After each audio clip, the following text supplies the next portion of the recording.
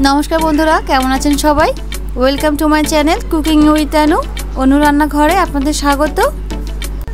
আজকে আমরা দেখব চিকেনের একটি ভিন্ন স্বাদের রেসিপি, চিকেন টিক্কা মশলা। আমরা তো চিকেনের ঝাল ঝোল রেসিপি প্রায় খেয়ে থাকি। চিকেনের এই ভিন্ন স্বাদের রেসিপিটি আপনারা একবার হলেও বাড়িতে ট্রাই করতে পারেন। চলুন আর দেরি না করে দেখে নেওয়া যাক সম্পূর্ণ রেসিপিটি। তার আগে এই চ্যানেলে যদি আপনি নতুন হয়ে থাকেন চ্যানেলটিকে সাবস্ক্রাইব করবেন আর পাশে থাকা বেল আইকনটি প্রেস করতে অবশ্যই ভুলবেন না, যাতে যে কোনো নতুন ভিডিও নোটিফিকেশন আপনি সবার আগে পেতে পারেন। এই চিকেন টিক্কা মশলা রেসিপিটি বানানোর জন্য আমি এখানে 300 গ্রাম মতো বোনলেস চিকেন নিয়েছি, যেগুলোকে ছোট ছোট টুকরো করে কেটে নিয়েছি। এখন চিকেনে পরিমাণ মতো নুন আর হলুদ মাখিয়ে আধ ঘন্টার জন্য ম্যারিনেশনে রাখবো। আধ ঘন্টা পর চিকেনে অ্যাড করে দেব 2 চামচ ময়দা। ময়দাটা ম্যারিনেটেড চিকেনের সাথে সুন্দর করে মিক্স করে নেব। ময়দাটি এখানে বাইন্ডিং এজেন্টের কাজ করবে। এখন একটি ফ্রাইং প্যান নেব, তাতে পরিমাণ মতো তেল দেব। তেল গরম হয়ে গেলে চিকেনগুলোকে লো টু মিডিয়াম হিটে শ্যালো ফ্রাই করে নেব।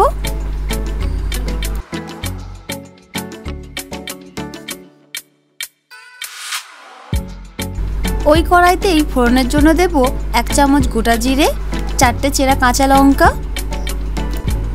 এগুলো একটু ভাজা ভাজা হয়ে গেলে এখানে অ্যাড করে দেব একটা মিডিয়াম সাইজের কুচানো পেঁয়াজ।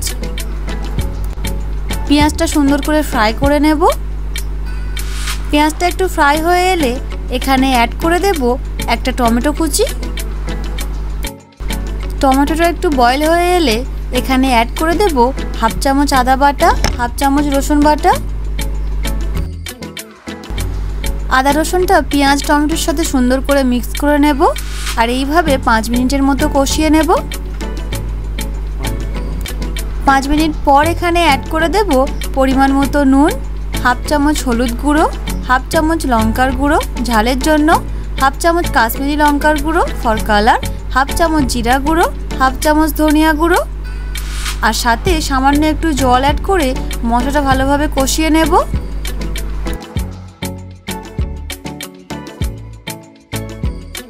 মশলাটা ভালোভাবে কষানো হয়ে গেলে, অর্থাৎ মশলা থেকে তেলটা সেপারেট হয়ে গেলে এখানে অ্যাড করে দেব আগে থেকে ভেজে রাখা চিকেন টিক্কাগুলো।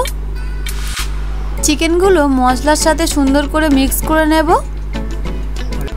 আর এইভাবেই 5 মিনিটের মতো কষিয়ে নেব। 5 মিনিট পর এখানে অ্যাড করে দেব 1/2 কাপ মতো গরম জল। গরম জল অ্যাড করার পর তরকারিটি আরও 5 মিনিটের মতো কষিয়ে নেব।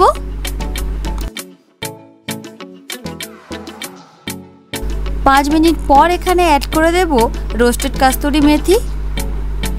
মেথি অ্যাড করার পর এটি আরও 2 মিনিটের মতো রান্না করে নেব। কাস্তুরি মেথির নিজস্ব ফ্লেভার আছে, এটি যে কোনো রান্নায় অন্য মাত্রা এনে দেয়। 2 মিনিট পর উপর থেকে গরম মশলা গুঁড়ো আর ধনিয়া পাতা কুচি ছড়িয়ে নামিয়ে নেব। Now it is ready to serve.